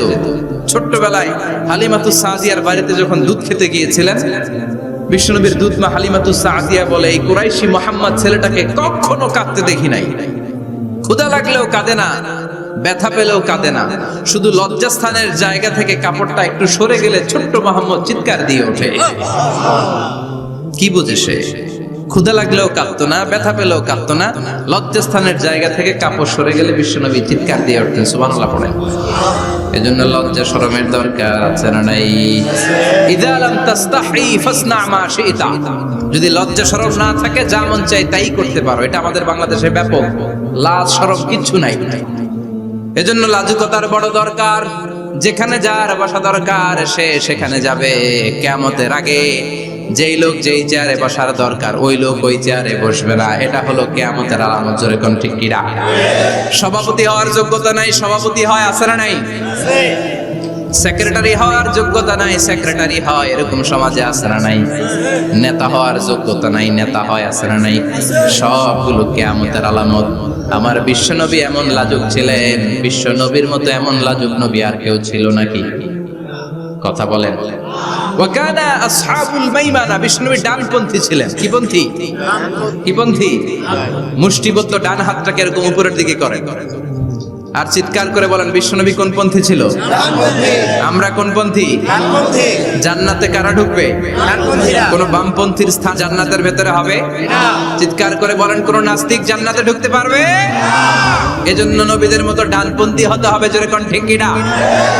বিশ্বনবী সব ভালো কাজগুলো ডান দিক দিয়ে করতে পছন্দ করতেন। জামা পরলে ডান দিক দিয়ে, খাবার বিতরণ করলে ডান দিক দিয়ে, মুসাফা করা শুরু করলে ডান দিক দিয়ে, ডান দিক দিয়ে ভালো কাজ বিশ্বনবী পছন্দ করতেন। সুবহানাল্লাহ পড়েন। আসহাবুল মাইমানা, বিশ্বনবী মেহমানদারি করতে পছন্দ করতেন। আমরা করি তো? মেহমানদারি করান? মেহমান ঘরে আসলে ভালো লাগে? খারাপ লাগে কার কার দেখি?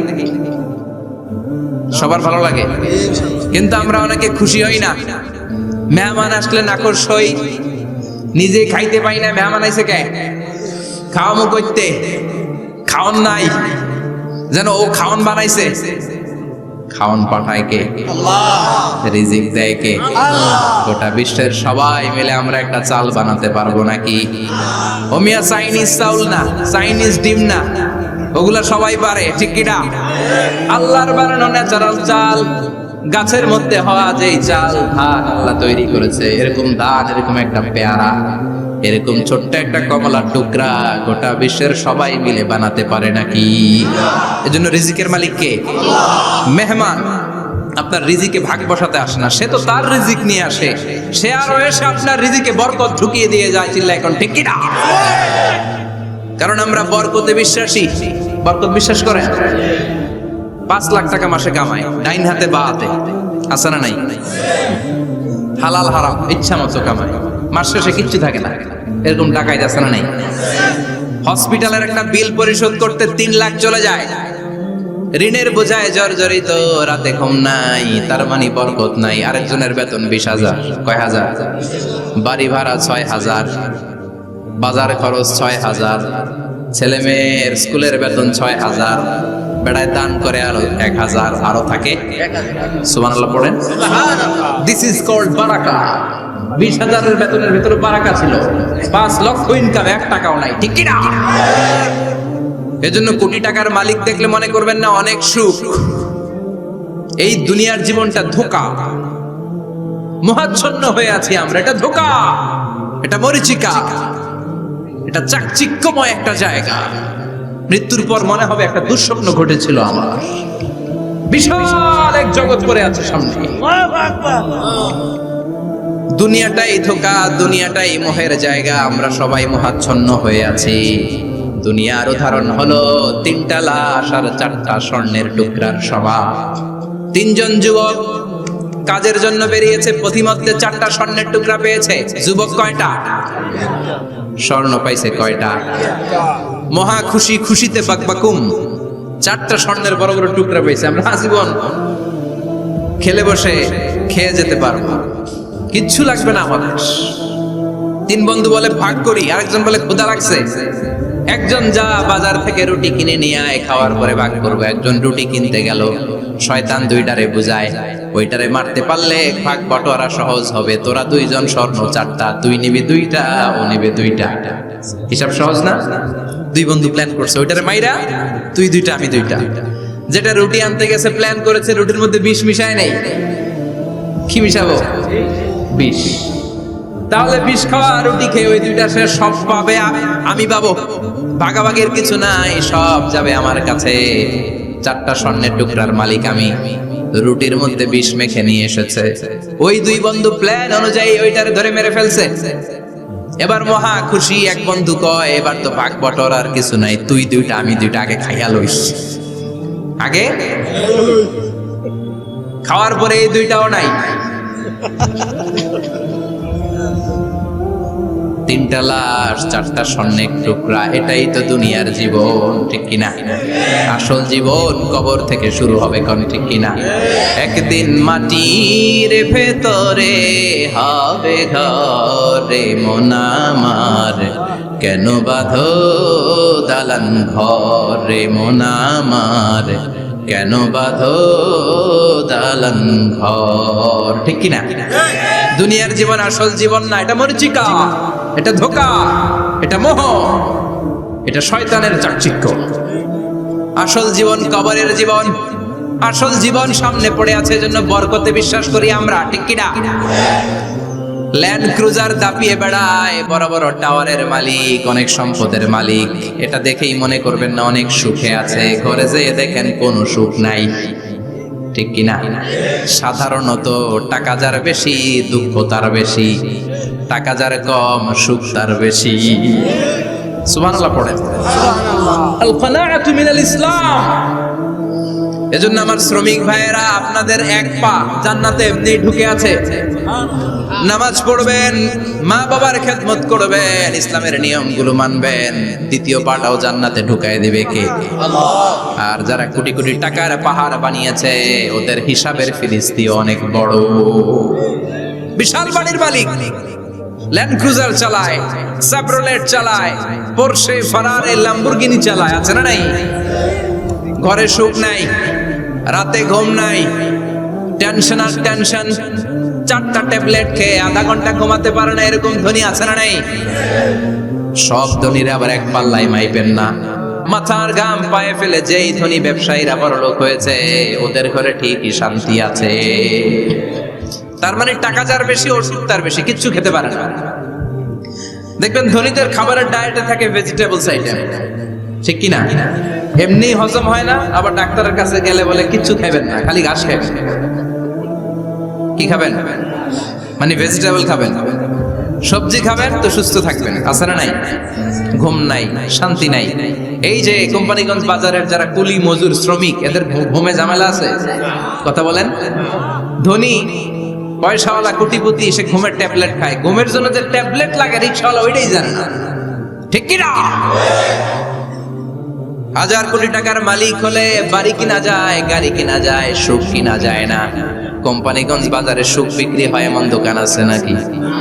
কথা কন, একটাও নেই। কি করলেন আপনারা? সুখের দোকান দিতে পারলেন না? কি আজীব তামাশা! টাকা দিয়ে সুখ কিনা যায় না, গাড়ি কিনা যায়, বাড়ি কিনা যায়, কিন্তু সুখ নো ওয়ে। কেনা যায় না। টাকা হলে জাজিম কিনা যায়, বালিশ কিনা যায়, ঘুম কিনা যায় না। ঘুম কিনা যায়? ফার্মেসিতে ডাক্তারের কাছে যে যদি বলেন 2000 টাকার ঘুম দেন, দিবে?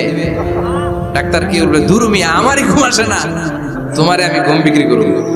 আচ্ছা না নাই? শ্রমিক ভাই, রিকশাওয়ালাদের ঘুমের ঝামেলা নাই। যেখানে রাই তো ওইখানে, যেখানে রাই তো ওইখানেই কাই। ওর মাথা লাগতে দেরি বিছানায়, নাক ডাকতে দেরি হয়, ওর নাকের ডাকের আওয়াজে ট্রাকের ইঞ্জিনও ফেল। ঠিক কিনা? এজন্য আমরা বরকতে বিশ্বাসী। অল্প খাবো, অল্প পড়বো, অল্প জমাবো, অল্পের ভেতরে বরকত দিয়েছে কে? এজন্য মেহমান আসলে বিশ্বনবী খুশি হতেন, আমরাও মেহমান আসলে খুশি হব। রাজি আছি না নাই? সবাই রাজি? মেহমানদারি করাবেন তো? এরপরে বিশ্বনবী ইনসাফ করতেন। কি করতেন? ইনসাফ করতেন। বিচার করার সময় বিশ্বনবী ইনসাফ করতেন। গোটা বিশ্বকে ইনসাফ শিখিয়েছেন বিশ্বনবী। আমাদের দেশেও তো ইনসাফ হয় না? হাইকোর্টে, সুপ্রিম কোর্টে, গ্রাম্য সালিশে আছে, আছে। আহকামুল হাকিমিনের দরবারে সবগুলো বিচার আবার বসবে। চিল্লায় বলেন ঠিক কিনা? ও মিয়া, দুনিয়াতে বিচারপতি বিচারের রায় দেয়, ওই বিচারপতিরও বিচার আছে না নাই? সবচেয়ে বড় বিচারপতির নাম কি? বিশ্বনবী ইনসাফ করে গোটা বিশ্বকে দেখিয়ে গেলেন কেমন করে বিচার করতে হয়। বিশ্বনবীর কাছে কখনো বিচার আসলে বিশ্বনবী দুই পক্ষের কথা শুনে রায় দিতেন। পড়েন সুবহানাল্লাহ।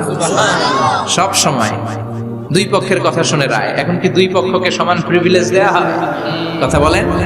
কারণ কোরআন দিয়ে বিচার হয় না। কোরআন দিয়ে বিচার হোক আমরা চাই কি চাই না? আমার সংসদ ভবনের ভেতরে কোরআনের আইন দিয়ে সংসদ ভবন কায়েম হোক আমরা চাই কি চাই না? সেনাবাহিনীর ভেতরে দরবার হলগুলোতে যখন আলোচনা বসে কোরআন মাঝখানে থাকবে। চিল্লায় বলেন ঠিক কিনা? দেশের সবগুলো ক্যান্টনমেন্টের ভেতরে কোরআন থাকার দরকার আছে না নাই? সবগুলো আদালতের ভেতরে কোরআন থাকার দরকার আছে না নাই? কোরআনের আইন অনুযায়ী আমার দেশের সব নিয়ম কানুন চলবে আমরা চাই কি চাই না? এই কোরআনের আইনের বিরুদ্ধে যদি কোনো আইন পাশ করা হয় আমরা ওই আইনের বিরুদ্ধে চিৎকার করে বলেন ঠিক কিনা? আমরা এই কোরআনের জন্য সব বাজি রাখতে রাজি আছি। আমরা জীবন বাজি রাখতে রাজি আছি।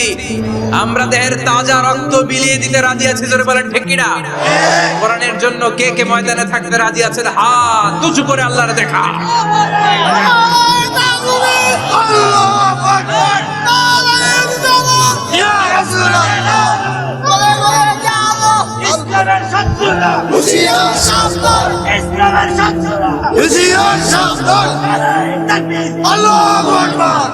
আল্লাহ কোরআনের জন্য যে ভালোবাসাটাকে তুমি কবুল করো। আমরা যেন দেখে যেতে পারি যে এই দেশে কালেমার পতাকা পতপত করে উড়েছে। আমরা যারা ইসলামের পক্ষে, এটাই আমাদের অপরাধ। আমরা ইসলামকে একটা বিজয়ী শক্তি হিসেবে দেখতে চাই। আমরা ইসলামকে পার্লামেন্টের ভেতরে দেখতে চাই। আমরা কালিমার পতাকা পতপত করে উঠছে এটা দেখে যেতে মরতে চাই। চিল্লায় বলেন ঠিক কিনা? বিশ্বনবী ইনসাফ শিখালেন। বিচার আসলে দুই পক্ষের কথা শুনতেন। বিশ্বনবীর স্ত্রী সাওদা এসে বলে, নবী, আমি আপনার কুমারী বউ আয়েশার ঘরে তরকারি নিয়ে গিয়েছিলাম, ঝোল নিয়ে গিয়েছিলাম, কোন বর্ণনায় পায়েস নিয়ে গিয়েছিলাম। তরকারি দেওয়ার পরে আপনার স্ত্রী রেগে বলে, তরকারি দিলা কেন? আমি কি তরকারি রাঁধতে পারি না? আনলা কেন?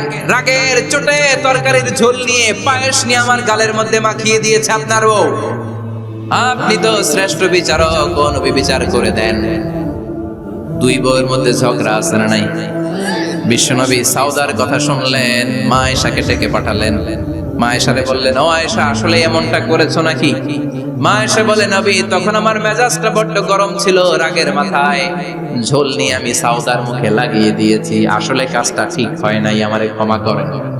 বিশ্বনবী দুইজনের কথা শুনে ঠান্ডা হয়ে বসলেন। সুবহানাল্লাহ। একজনের কথা শুনে রায় দেয় নাই, ঠিক কি না? দুইজনের কথা শুনে বিশ্বনবী বললেন, আমার আদালতের রায় হচ্ছে কিসাস, টিট ফর ট্যাট। যেমন করেছো তেমন, ঘুষি মারলে ঘুষি, গুতা মারলে গুতা, ঠেলা মারলে ঠেলা। আছে না নাই? সাউদাকে যেমনি তুমি পায়েস মাখিয়ে দিয়েছ, সাউদাও পায়েসের বাটি থেকে কিছু পায়েস নিয়ে আয়েশার গালে মাখো। সুবহানাল্লাহ পড়েন। সাউদাও বিশ্বনবীর রায় অনুযায়ী বাটি থেকে পায়েসের ঝোল নিয়ে মা আয়েশার গালের মধ্যে মেখে দিলেন। মা আয়েশা কি আর করবেন, হেসে দিলেন। সাইয়েদাতুনা সাউদাও হাসলেন, বিশ্বনবীও হাসলেন। আরশের উপর থেকে খুশি হয়ে গেল কে? এজন্য কোরআন দিয়ে যদি, কোরআনের নিয়ম দিয়ে যদি, বিশ্বনবীর শেখানো পন্থায় যদি বিচার হয়, ওই বিচারের মধ্যে ইনসাফ থাকবে, জুলুম থাকবে না। ওই বিচারের মধ্যে কোনো স্কাইপি কেলেঙ্কারি হবে না। আমাদের টেলিফোনের ফোনালাপ ফাঁস হয়ে যায়, স্কাইপি ফাঁস হয়ে যায়, অনেক ঝামেলা হয়ে যায়, আছে না নাই? এরপরেও জনগণের চোখ খোলে না।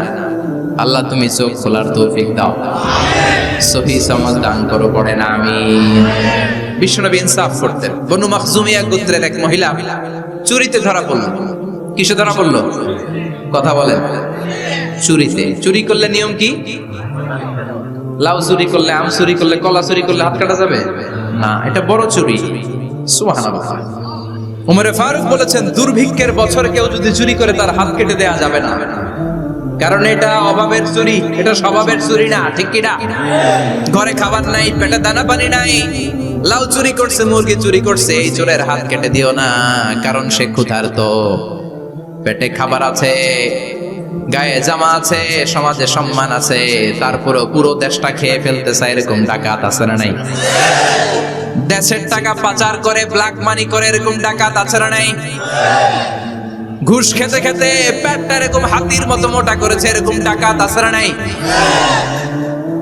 দেশের সবকিছু লুণ্ঠন করে, এরকম আছে না নাই? এই ডাকাতদের হাত কাটার মধ্য দিয়ে হাত কাটার প্রোগ্রাম শুরু করতে হবে। এরকম একটা ডাকাতের হাত কেটে যদি দেশের গভর্নমেন্ট বাইতুল মোকাররমে জুমার নামাজের সামনে লাইভ সম্প্রচার করে, সারা বাংলাদেশের 18 কোটি মানুষ যদি দেখে, আর কেউ চুরি করবে? চুরি করার আগে 3 বার লাফ দিবে, জোরে কোন ঠিক কিনা? বনু মাখজুমিয়া গোত্রের এক নারী চুরিতে ধরা পড়ল। ভেরি প্রেস্টিজিয়াস এন্ড ডিগনিফাইড ফ্যামিলির মেয়ে। এলাকায় সম্ভ্রান্ত কিছু ফ্যামিলি থাকে না, এরকম বড় ফ্যামিলির মেয়ে। সব সাহাবারা বলল, এখন যদি নবী হাত কেটে দেয় মদিনাতে তো মারামারি হবে। ওসামা বিন যায়েদকে বলল, ওসামা তুমি বিশ্বনবীর সবচেয়ে প্রিয় পাত্র, হুব্বু রাসূলিল্লাহ, তুমি যাও বিশ্বনবীরে বলো হাত যেন কেটে না দেয়।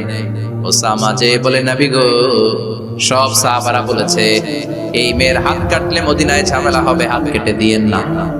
এই কথা শুনে বিশ্বনবীর চেহারাটারে লাল করে দিল কে? বিশ্বনবী বললেন, ওসামা কোত্থেকে এত বড় স্পর্ধা পেলি রে তুই ওসামা? এই আইনটা তো আমি বানাই নাই, আরশের উপর থেকে এই আইনটা নাজিল করেছে কে? আস-সারিকু ওয়াস-সারিকাতু ফাকতাউ আইদিয়াহুমা জাযাআম বিমা কাসাবা নাকালাম মিনাল্লাহ ওয়াল্লাহু আজিজুন হাকীম। সুবহানাল্লাহ পড়েন।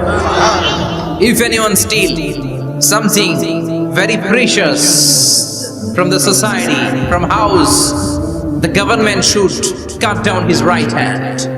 দামি কিছু চুরি করলে গভর্নমেন্ট কাটবে, আমরা কাটতে পারবো? এটা সরকারের কাজ, সরকার ডান হাত কেটে দিবে। ওসামা, এটা আল্লাহর আইন। কেমন করে আল্লাহর আইনে তুমি সুপারিশ করতে আসো? কোন বনু মাখজুমিয়া গোত্রের মেয়ে? ওই মেয়ে তো দূরের কথা, আমার কলিজার টুকরা ফাতেমাও যদি চুরি করে, আমি রামদানিয়ে ফাতেমার ডান হাতটা এক কোপ দিয়ে কেটে দিতে এক মুহূর্ত দেরি করব না রে ওসামা। জাস্টিস, ইনসাফ শিখে না। কেমন করে প্রতিষ্ঠা করেছে বিশ্বনবী, চিৎকার করে বলেন ঠিক কি না? এগুলো হচ্ছে বিশ্বনবীর অভ্যাস, আচরণ। বিশ্বনবী ধীরস্থির ভাবে কথা বলতেন, তাড়াহুড়ো করতেন না। সাহাবারা বলতেন, বিশ্বনবী যখন কথা বলতেন প্রতিটা শব্দ আলাদা করা যেত, প্রতিটা অক্ষর আলাদা করা যেত। আল্লাহু আকবার। আবার জরুরি কোনো কথা যখন বিশ্বনবী বলতেন, ওইটাকে 3 বার বিশ্বনবী রিপিট করতেন। কয়বার? 3 বার। কারণ জরুরি। কারণ কি? যেন না ভুলে যায়, ভুল যেন না হয়, 3 বার বলতেন। বিশ্বনবী একবার তাকওয়া নিয়ে ওয়াজ করতেছিলেন, আর বলছিলেন, তাকওয়া হা হুনা হা হুনা হা হুনা। তাকওয়া এইখানে এইখানে এইখানে। কয়বার বললেন? কারণ তাকওয়ার ওয়াজ কি কম গুরুত্বপূর্ণ নাকি বেশি গুরুত্বপূর্ণ? তাকওয়া মানে কার ভয়? যাদের হৃদয়ে আছে আল্লাহর ভয়, তারা কবু পথ ভুলে যায় না। আল্লাহর প্রেম ছাড়া এই দুনিয়ায় কারো কাছে কোনো কিছু চায় না, ঠিক কি না? যাদের হৃদয়ে আছে আল্লাহর ভয়, তারা কবু পথ ভুলে যায় না। আল্লাহর প্রেম ছাড়া এই দুনিয়ায় কারো কাছে কোনো কিছু চায় না। রাতের আধারে যারা সেজদাতে রয়, দু চোখের শ্রুতে নদী যেন বয়।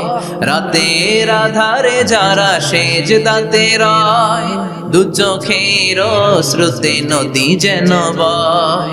ছলনার হাতছানি যতই ডাকুক, ছলনার হাতছানি যতই ডাকুক, পেছনে ফিরেও সে তাকায় না। যাদের হৃদয়ে আছে আল্লাহর ভয়, তারা কবু পথ ভুলে যায় না। আল্লাহর প্রেম ছাড়া এই দুনিয়া কারো কাছে কোনো কিছু চায় না। চিৎকার করে বলেন ঠিক কি না? তাকওয়ার ওয়াজ করলেন, তাকওয়া মানে আল্লাহর ভয়। বিষ্ণুই বললেন তাকওয়া হা হুনা, তাকওয়া হা হুনা, তাকওয়া হা হুনা। তাকওয়া এই জায়গায়, তাকওয়া এই জায়গায়, তাকওয়া এই জায়গায়। যেহেতু এটা গুরুত্বপূর্ণ, বিষ্ণুনবী 3 বার ইঙ্গিত করে বলেছেন। সুবহানাল্লাহ। বিষ্ণুই বলেন না তাকওয়া হা হুনা, তাকওয়া এইটা। বলেন না তাকওয়া হা হুনা, তাকওয়া এইটা। বলেন না তাকওয়া হা হুনা, তাকওয়া এইটা। জুব্বায় তাকওয়া, দাড়িতে তাকওয়া, টুপিতে তাকওয়া বলে নাই। তাকওয়ার আসল জায়গা হলো হৃদয়। এজন্য যাদের হৃদয়ে আল্লাহর ভয় আছে, তারা কোনোদিন পথ হারাতে পারে। তাদেরকে সিরাতুল মুস্তাকিমের উপর দায়েম রাখে কে? কি সুন্দর অভ্যাস ছিল বিষ্ণুনবীর, মানার দরকার আছে না নাই? বিষ্ণুনবীর আরেকটা অভ্যাস ছিল, বাসি খাবার খেতেন না, জানেন? বাসি খেতেন না, অল্প খেতেন, কিন্তু যেটা খেতেন ভালোটা খেতেন। অল্প খেতেন কিন্তু যেটা খেতেন ভালো খেতেন। মধু খেতে পছন্দ করতেন, কিন্তু মধুর মধ্যে দুর্গন্ধওয়ালা একটা মধু আছে না, মাগাফির। বুখারীতে লম্বা ঘটনা, ওইদিকে যাব না। এই মাগাফিরের মধু উনি খেতে চাইতেন না। ভালো সুগন্ধিওয়ালা মধু তিনি বিশ্বনবী খেতে পছন্দ করতেন। বিশ্বনবীর খাবারের তালিকায় সবচেয়ে পছন্দনীয় তালিকায় ছিল এই মধু। মধু খেতেন, দুধ খেতেন, খেজুর খেতেন, জব খেতেন, বার্লি খেতেন, ছাগলের বাজুর মাংস খেতে পছন্দ করতেন, সিনার মাংস। সুবহানাল্লাহ কইবেন না? What a choice! কি চয়েস ছিল বিশ্বনবী! বাজুর মাংস খেতেন। বিশ্বনবী লাউ খেতে পছন্দ করতেন, লাউ। রুম্মান ফল খেতে পছন্দ করতেন, রুম্মান মানে ডালিম। রুম্মান মানে কি? ডালিম খেতে পছন্দ করতেন। মাশরুম খেতে পছন্দ করতেন। সুবহানাল্লাহ পড়েন। মাশরুমের স্যুপ পাওয়া যায় না রেস্টুরেন্টে? বিশ্বনবী বলতেন আল কামাতু মিনাল মান্নি ওয়া মাউহা শিফাউল লিল আইন। এই কামা মানে মাশরুম ব্যাগের ছাতা, এটা হলো মান্না সালোয়ার মতো দামি খাবার। আর এই মাশরুমের স্যুপ চোখের জন্য মহৌষধ। যাদের রাত কানা দিন কানা আছে, মাশরুমের স্যুপ খান, চোখ ভালো করে দিবে কে? এজন্য বিশ্বনবী যেগুলো খেত এগুলো খাওয়ার দরকার আছে না নাই? বিশ্বনবীর যে সুন্দর চরিত্র ছিল, আচরণ ছিল, এগুলো পালনের দরকার আছে না নাই? তাহলে বিশ্বনবীর 3টা কথা বলবো বলেছিলাম। প্রথম কথা ছিল দেখতে কেমন ছিল।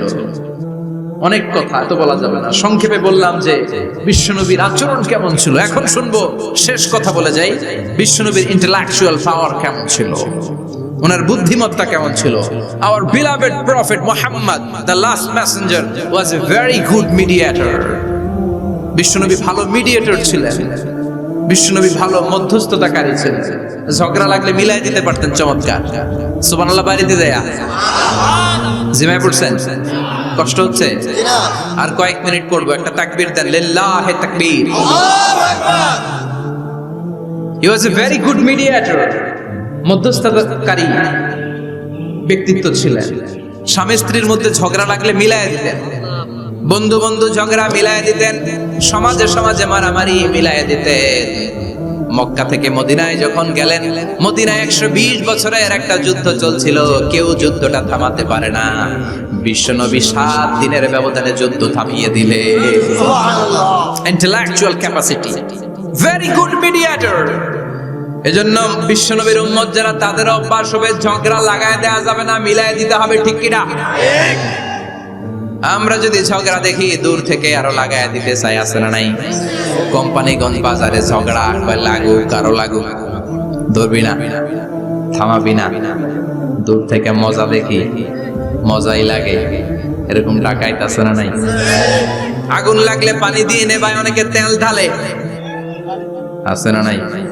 কি করবেন? মিলিয়ে দিবেন। আপনার মর্যাদা বাড়িয়ে দিবে কে? আল্লাহ। বিশ্বনবী ভেরি গুড মিডিয়েটর ছিলেন। বিশ্বনবী লজিক্যাল এবং রেশনাল ছিলেন, বুদ্ধিমত্তাকে কাজে লাগাতেন। এক সাহাবী এসে বলে, নবী ইযান লি বিজিনা, আমারে জিনার অনুমতি দেন। কিসের অনুমতি? কার কাছে অনুমতি চাইলো? অন্যান্য সাহাবারা এই যুবক ছেলেটাকে ধমকাতে লাগলো, বসো, এই মিয়া বসো, বিশ্বনবীর কাছে কি কথা বলে এগুলা? ওই যুবক বসে রইল। বিশ্বনবী কাজ সারলেন, এরপর বললেন, আইনা শাবাব, ওই যুবকটা কোথায়? এদিকে আসো, কি চাইছো বলো। কয়, বিশ্বনবী আপনি আমারে জিনা করার অনুমতি দেন। বিশ্বনবী যুবকটারে কাছে ডেকে আনলেন, বললেন, ও যুবক, তোমার ঘরে বোন আছে কিনা? কয়, আছে। তোমার বোনের সাথে কোনো পুরুষ জিনা করুক, তোমার কেমন লাগবে? সে বলে, আমি এই পুরুষটারে হত্যা করব। হত্যা করবা? ওকে, ডান। তোমার ঘরে মা আছে কিনা? আছে। তোমার মায়ের সাথে পর পুরুষ জিনা করবে, কেমন লাগবে? আমি সাইজ করবো ওরে। তোমার ঘরে স্ত্রী আছে কিনা? আছে। তোমার স্ত্রীর সাথে যদি কেউ জিনা করে কেমন লাগবে? বলে, আমি তারে ছাড়বো না। বিশ্বনবী বললেন, তাহলে যেই মহিলার সাথে তুমি জিনা করবা, সেও তো কারো বোন, সেও তো কারো স্ত্রী, সেও তো কারো মা, ঠিক কিনা? সুবহানাল্লাহ, হোয়াট অ্যান ইন্টেলেকচুয়াল ক্যাপাসিটি। যুবক বলে, তাই তো, এইভাবে তো ভাবি নাই। আমি যার সাথে পাপ করব সেও তো কারো বোন হবে, সেও তো কারো মা হবে, সেও তো কারো স্ত্রী হবে। ও নবী, আপনি আমারে মাফ করে দেন, আমার জন্য দোয়া করে দেন, যেন তাকওয়ার উপর জীবন প্রতিষ্ঠা করতে পারি। লজিক্যালি জিনিসকে সলভ করার চেষ্টা করতেন। মুআয ইবনে জাবালকে বিশ্বনবী সাল্লাল্লাহু আলাইহি ওয়াসাল্লাম ইমাম বানিয়ে পাঠালেন। উনি ইমামতি করতে গেলেন এক মসজিদে। মাগরিবের সালাতে উনি লম্বা কেরাত ধরলেন। এশার নামাজ শুরু করলেন সূরা বাকারা দিয়ে, কোরআনের সবচেয়ে ছোট সূরা। হ্যাঁ, বড়? কত বড়? বিশাল বড়। এখন ওই এলাকার মুসল্লিরা ছিল কৃষক মুসল্লি। এক কৃষক মুসল্লি সাহাবী নামাজের পেছনে দাঁড়ালেন, দেখলেন বাকারা দিয়ে দৌড়ছে, কেরাত শেষ হয় না, আর দাঁড়িয়ে থাকতে পারে না, পায়ে ব্যথা করে, পিঠে ব্যথা করে। কিছুক্ষণ পর রেগে মেগে নামাজ ছেড়ে দিয়ে বারান্দায় নামাজ পড়ে বিশ্বনবীর কাছে বিচার দিতে গেলেন। যে বললেন, নবী এমন ইমাম পাঠাইছেন এশা পরে বাকারা দিয়া। বিশ্বনবীকে সর্বনাশ, মুআয তো বেজার লাগে ফেলতেছে। ডেকে পাঠালেন, সহিহ বুখারীর বর্ণনা। বিশ্বনবী বললেন, মুআয, what are you doing there? কি করছো তুমি সেখানে? আফাজানুন আনতা ইয়া মুআয, ও মুআয, তুমি কি ফিতনা বাজাও নাকি? তুমি কি ফিতনা ছড়াচ্ছ নাকি? খেটে খাওয়া মানুষ, কৃষক মানুষ, মাঝারি সাইজের কত সুন্দর সূরা আছে, ওয়াদ-দুহা ওয়াল-লাইলি ইযা সাজা, আল-কারিআতু মাল-কারিআ, আসনা নাই, আলহাকুমুত তাকাসুর, আসনা নাই। এগুলো দিয়ে না পড়ে বড় বড় সূরাতুল্লাহ কেন্দ্রে মুআয, আফাজানুন আনতা ইয়া মুআয, তোমারে কি আমি অ্যাপয়েন্টমেন্ট দিছি তুমি ফিতনা বাজাবা? খবরদার মুআয, ইয়াসসিরু ওয়ালা তুআসসিরু, ইসলামকে মানুষের কাছে সহজ করে উপস্থাপন করবা। বাশশিরু ওয়ালা তুনাফিরু, ইসলামকে এমন ভাবে উপস্থাপন করবা না যে তোমার কথা শুনে মানুষ দিন থেকে ভেগে ভেগে যায়। তাহলে এই দায়ভার ইসলামের নয়, এই দায়ভার বর্তাবে তোমার কাঁধের উপর। চিৎকার করে বলেন ঠিক কিনা? আমাদের মধ্যে অনেকে ইসলামকে অনেক কঠিন করে ফেলে, মানুষকে আশার বাণী শোনায় না। কই এমনি না বললে আপনার বাদ, আপনি বেদাত করছেন, আপনি শিরক করছেন, আপনার কিচ্ছু হবে না। যারে বলে কিচ্ছু হবে না, সে বলে আমার যেহেতু কিচ্ছু হবে না, তোর কথা শোনার আমার দরকার নাই। যে আমারে আশার বাণী শোনায় আমি তার কাছে যাই, ঠিক কি না? এজন্য সহিহ ইসলাম আপনি প্রচার করবেন, but your approach should be very flexible. 70 বছর যেটা চালু আছে আপনি একদিনই উঠিয়ে দিতে পারবেন? It's not a logical approach. বিশ্বনবীর অ্যাপ্রোচ, বিশ্বনবীর রেশনাল ক্যাপাসিটি এমনটা ছিল না। সহজভাবে বুঝাবেন, আদ-দীনু ইউসরুন লা উসরা ফি, দিনটা হলো সহজ, দিনের মধ্যে কাঠিন্যতা নাই। সুবহানাল্লাহ, কি ক্যাপাসিটি! আমি যেমনি আপনাদেরকে নিয়ে বসে ওয়াজ করতেছি, বিশ্বনবী ওয়াজ করতেন, তবে সংক্ষিপ্ত ওয়াজ। আমরা আধা ঘন্টা করে যদি রাখতে চাই, হুজুর আরো আধা ঘন্টা করেন, তো আরো আধ ঘন্টা করে যদি শেষ করতে চাই, হুজুর আর 10 মিনিট করেন। হুজুর ওয়াজ অনেক টেস্ট লাগে, হুজুর নামাজ টেস্ট লাগে না। আচ্ছা না নাই? ওয়াজ ভাল লাগে, নামাজ ভাল লাগে না, কিন্তু বিশ্বনবীর ওয়াজ ছিল সংক্ষিপ্ত। আর বিশ্বনবী বলতেন, one of the minor sign before the day of judgment, your lecture will be longer, your salat will be shorter. কিয়ামতের আগে তোমাদের লেকচার, ইসলামী লেকচার লম্বা হবে, নামাজ হয়ে যাবে সংক্ষিপ্ত। এই আলামত সমাজে আছে না নাই? বিশ্বনবী সংক্ষিপ্ত কথা বলতেন, আর ওনার বুদ্ধিবৃত্তিক ক্যাপাসিটি কাজে লাগিয়ে তিনি বুঝাতেন।